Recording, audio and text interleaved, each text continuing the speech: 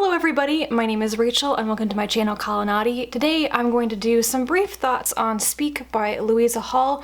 I hesitate to call this a review because I'm totally unprepared, but I read this yesterday for the last day of Book Buddy-a-thon and I have some thoughts on why I didn't enjoy it that much. Speak is an exploration of the attempted creation of an artificial intelligence named Mary through the words of some people involved in its creation over the past 100 or so years, and also other people who interact with Mary at certain times. I think it wants to ask some really important questions about, the Turing test and how can you tell when something's real, and how do you know when you have achieved artificial intelligence, and is it good or bad to try to create another life?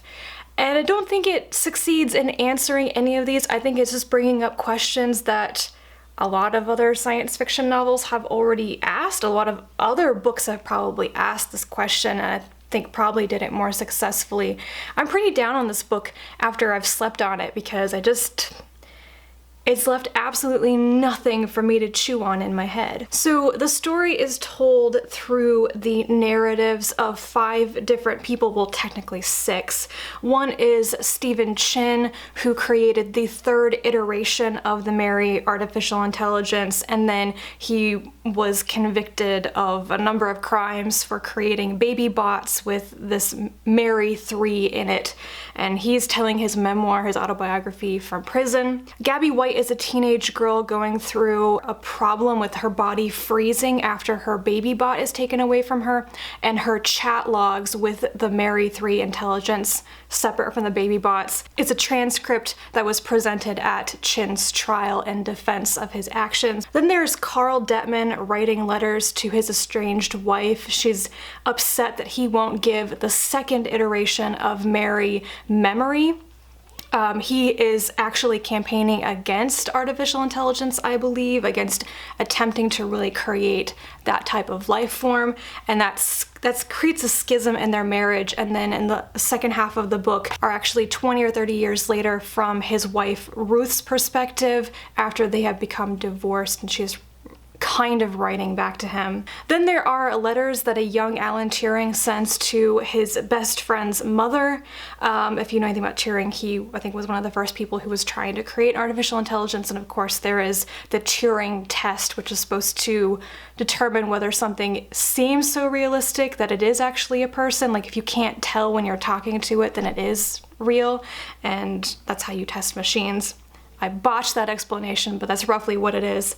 And then the final one are excerpts from the diary of a 17th century girl named Mary Bradford, who was emigrating with her family and her new husband from England to the Americas. These are all people who have worked on the Mary project, who have shaped Mary's personality and made major changes to how she works, like giving her memory.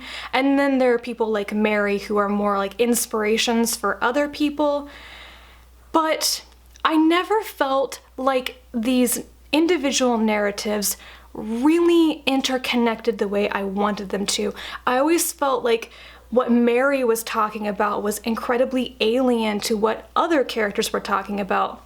I mean, she's on a ship in the middle of the ocean, crying over her lost dog and trying to not be around her husband, and that doesn't seem to have anything to do with baby bots being confiscated and young girls having a freezing syndrome in the 21st century or whatever. I just felt this incredible sense of disconnect between the different people telling the story. I couldn't get over how the voices of these people felt so inauthentic. I didn't think that Alan Turing really wrote letters like that. I didn't think that a girl from the 1660s would write a diary like that. And then there's the chat log with Gabby and Mary 3, and at times I was like, this is not the way that teenage girls write. They don't sit down here and write beautiful descriptive passages of their day at a beach.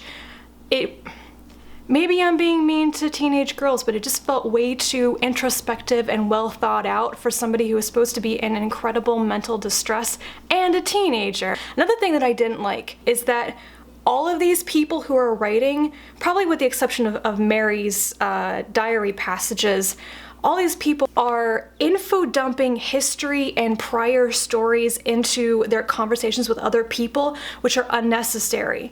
Alan Turing recaps events from years prior that he shared these experiences with the woman he is writing to, but he writes them in this detail. Like, I don't think you need to do that.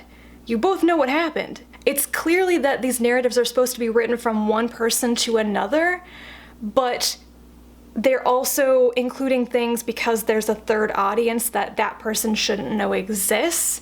So weird. In some moments, I really did enjoy it, even though Mary Bradford's story never seemed to connect to the others for me, and I don't think the final question is ever really answered about her. The way that she actually wrote her story in a particular adventure novel type of style did really appeal to me. It definitely gave her parts a flavor that was unique from the other people's, and that is a good thing. That is a good thing here, is that all of the individual 5 stories and their voices are very distinct, and the formatting of them is subtle enough so you can always tell them apart on the page as well as by the writing style. But Mary's parts, just as I view them as historical fiction, though slightly anachronistic historical fiction, were quite interesting. And I think it's because she has an emotional disrupt that was more appealing to me just to read about than other people's. And that I was happy to read about when I was reading her parts. But as soon as I switched to the other narratives, I just felt adrift again. I suppose the ultimate takeaway when you read the last page is that all of these people want to tell their story. All of them want to speak. It's important to let people speak and tell their stories, especially like the example of Ruth, who feels like her personal story, her life story, what happened to her family in the Holocaust, is a story that's been co-opted and taken over and almost rewritten by her husband. She's a very quiet person who doesn't want to talk about it, and when he can't get the story from her, it's like he literally writes her story without asking her if he can do that, which is a deep insult, and I can understand why she was so pissed off about it. So finally getting her perspective near the end, I think reinforced that message that everybody needs to tell their own story, everyone has that compulsion. So yeah, ultimately, after all that rambling, I didn't think this book succeeded very well. I didn't think it was terrible. I just think it really missed the mark on trying to express in more detail and in more depth its message, and I couldn't connect with the various threads of the narratives. They needed to be more tightly interlinked or crossed over in some way, and they just weren't. Thank you very much for watching, and I will talk to you again soon. Bye.